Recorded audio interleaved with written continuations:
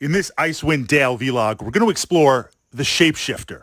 Now, we've been making our way through the various character classes, exploring some of the tactica of how they're going to play, both as an individual, in case you're thinking about making a solo or a hardcore run, but also the synergy of a party, exploring it how the different character classes have the potential to work together, because without giving away any spoilers, there are definitely some very, very interesting Dungeons & Dragons monsters to encounter, and we want to be ready for them.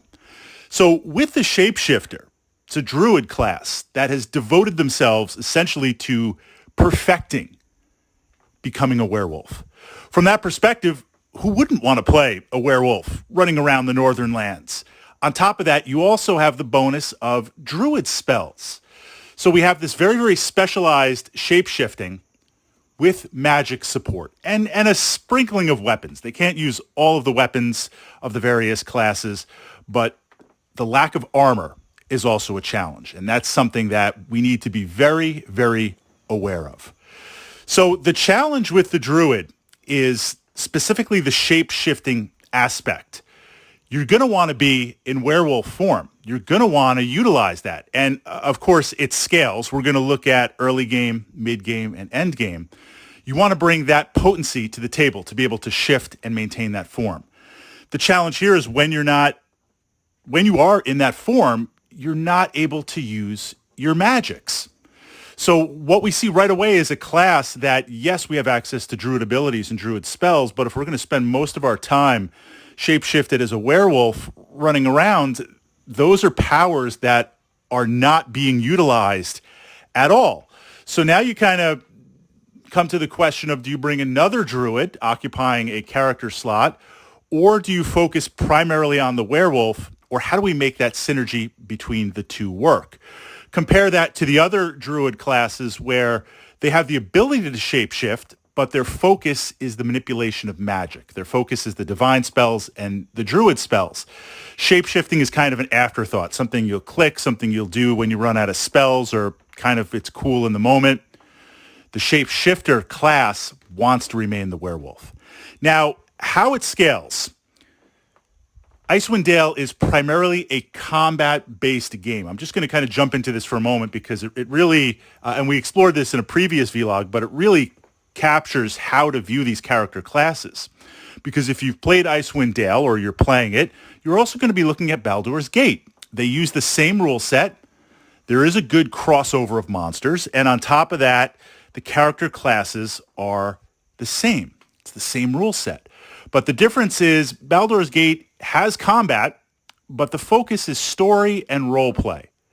Icewind Dale is the exact opposite. There is a story and there's things to figure out and there's mysteries to solve, but it is a combat game, and without giving away any spoilers, it is a mass combat game.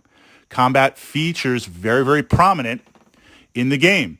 So what this means is early on, the abilities of the werewolf, they are pretty impressive. You're going to get a bump in attacks. You're going to get a bump in stats. You're going to get a bump in abilities.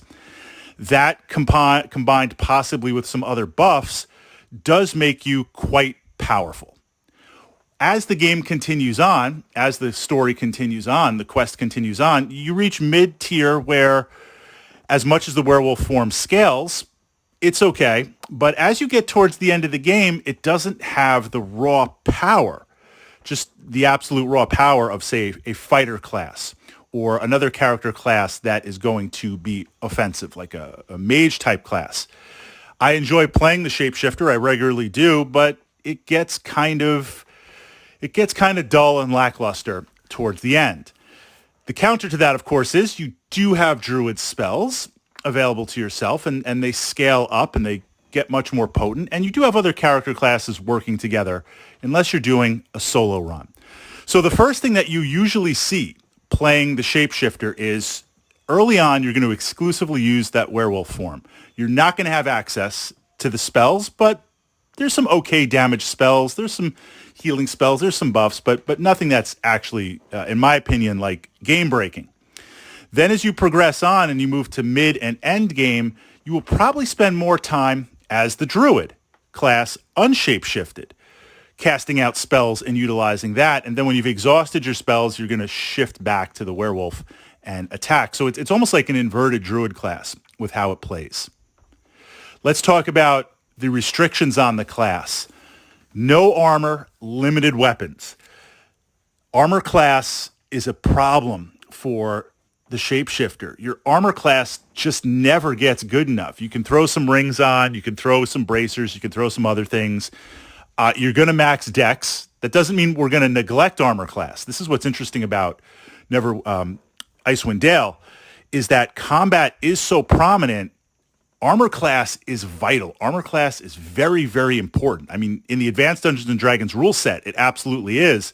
You cannot neglect armor class because these monsters come at you from all different angles. Even mages need armor class. Now, mages, you can utilize buffs, you can utilize displacements, you can utilize invisibility.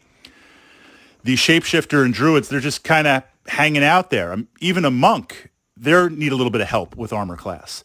So outside of werewolf form, when you're just stock Druid, and even as werewolf form as it stacks, you're vulnerable. You're vulnerable, and you don't have a massive hit point pool, say like some of the fighter classes. So the shifted form and the Shapeshifter plays not so much as a frontline fighter, but more as an opportunist. I see it similar to the monk, where it's going to want to try and maybe missile-type monsters, maybe range-type monsters, maybe send that at the spellcaster to engage and hold while your other fighters kind of cleave through and then follow up. It's more of an opportunity as opposed to a total tank. But you do have access to spells. The final piece, and this is not giving anything away, there's hints of it everywhere. There's, of course, a variety of items and magic gear in the game. There are some key pieces for both bards and druids because the lore of the game and where it takes place in the Forgotten Realms favors bards and druids and clerics too, a little bit from that perspective. So what's going to also help counter some of the interesting challenges of playing the Shapeshifter is some unique gear at various points, which will make it easier.